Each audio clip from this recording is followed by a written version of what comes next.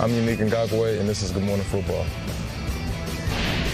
And Ngakwe with a shout out and happier times here on Good Morning Football. We'll settle with you here inside the NFL Network newsroom, and we begin with news out of Duval. NFL Network insider Ian Rapoport reporting that the Jags plan to franchise tag Ngakwe and have him play for them in 2020.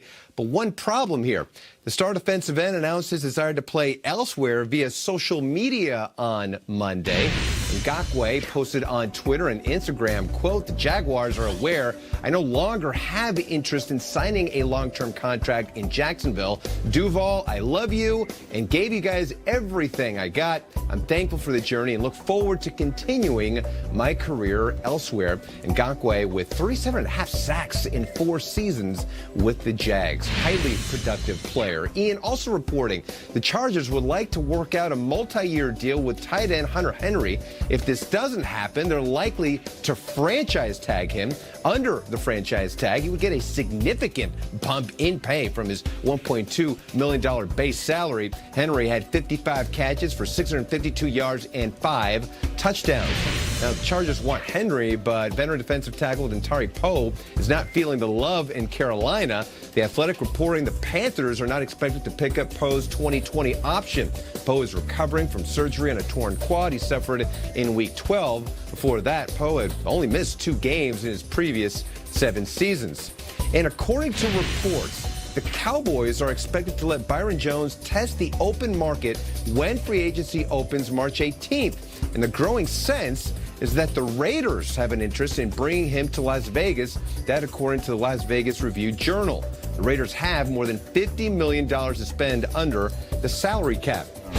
The Cowboys have 25 pending unrestricted free agents, among them quarterback Dak Prescott and wide receiver Amari Cooper. So a lot of decisions there, Jane. You are so dialed in on this team and their comings and goings. What's the skinny on Jones? Well, you know, it is going to be interesting because while they've had conversations with a lot of these players and, of course, their agents, the problem is they're still waiting on the CBA to see what sort of money they're going to have in the coffer and who they can pay. Byron Jones is incredibly well respected within this organization, a guy that played safety for them, who played corner. And I do think it's intriguing that now you've got the Raiders that are expressing an interest. Rod Marinelli, of course, headed to the Raiders. And then you've got Rich Bisaccia there, too, on special teams. So 2 guys that at least know him from being in the building, know his character, know his buildup. As we were talking about earlier, wherever Byron Jones goes, he's such a locker room guy. You're never going to have a problem with him. He does things the right way. He's going to be a good addition for anyone who gets him. It's unfortunate the Cowboys don't have the cap room, really, in order to retain him, because I know it's a guy that they'd like to keep. And that's the name of the game, man, not being able to retain guys that were so dominant. You know, he came in with so much buzz. I remember that combine, him being so uber athletic. And I was like, wow, this guy, if he can translate what he has done at the combine and testing to the next level, and that's exactly what he's done over the last couple of years. Think about the Raiders. They got some young talent. I mean, shout out to everything that they're building out there. Gruden has done a great job. Mayock has brought a different type of energy to this squad. Think about their D-line and John Abrams being banged up last year and being healthy this year. You add in a guy like Byron Jones, this could be a next-level defense that could really do some damage in the AFC West. AFC West is going to be loaded, but also the NFC, guys. We're going to get into it next. What new head coaches? 3 future is here. Let's go. Lego. As the kids say, it's going to be lit. That's what they say, Jane. Yes. That is what they say.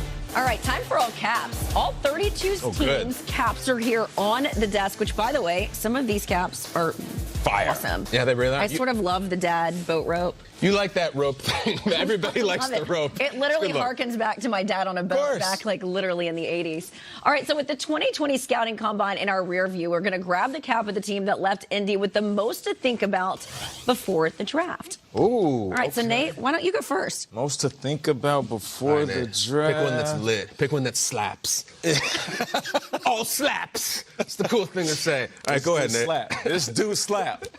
And I'm going with this one right here. I'm going with the Redskins. Listen, there's so much to think about. I mean, what are they going to do? Are they going to go with the quarterback and try to have another situation like we saw with the Arizona Cardinals where they had Josh Rosen, then they drafted Kyler Murray? Or do they go with Chase Young and then add that to Montez Sweat and the young defensive nucleus that they're trying to build out there? I feel like they will go defense, and it's the Redskins that are on the clock because right now within that division, they need to make a move sooner than later because everybody else is getting better in the NFC East. I'm coming right after you.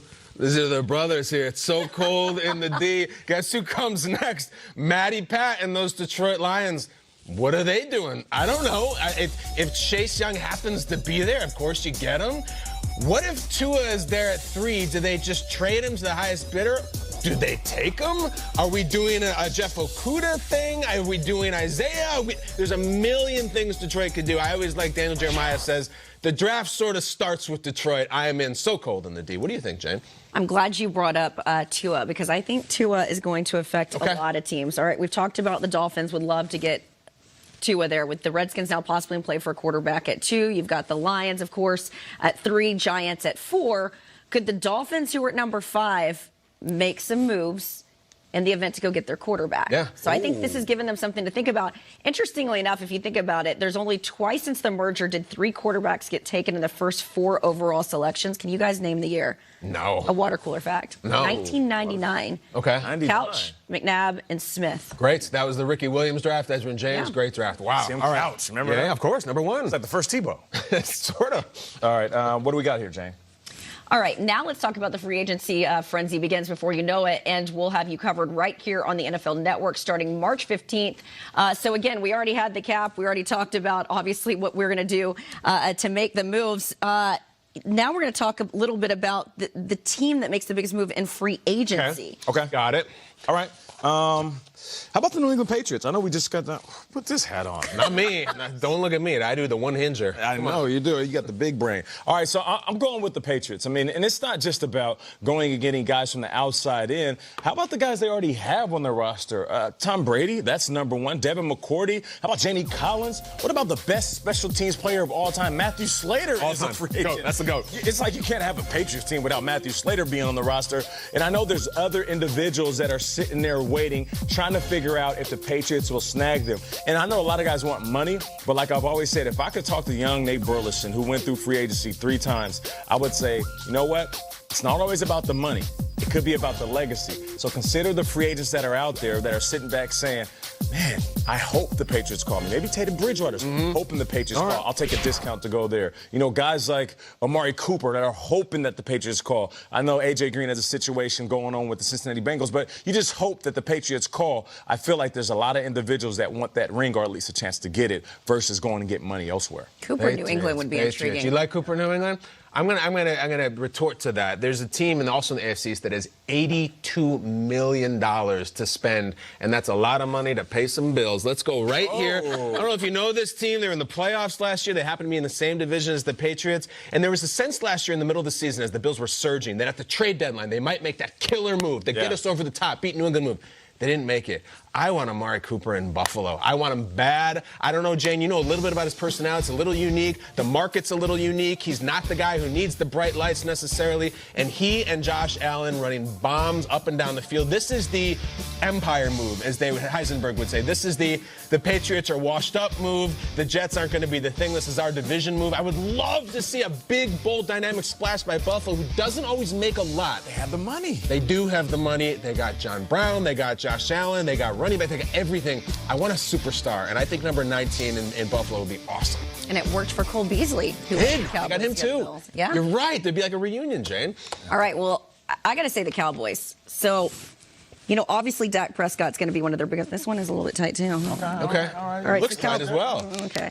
So Cowboys. Obviously, you've got to do something with Dak Prescott, but I also think what they need to do is they haven't made a big splash in free agency since really Brandon Carr, if you think about it. And that's because they can't simply afford it. They've been trying to retain all their guys. They've got 24 free agents. But if maybe it's not a monster splash in free agency, maybe it's a good splash in free agency, like a Michael Bennett. Because I thought Michael Bennett provided them some veteran leadership in that locker room. He was a guy that had won something.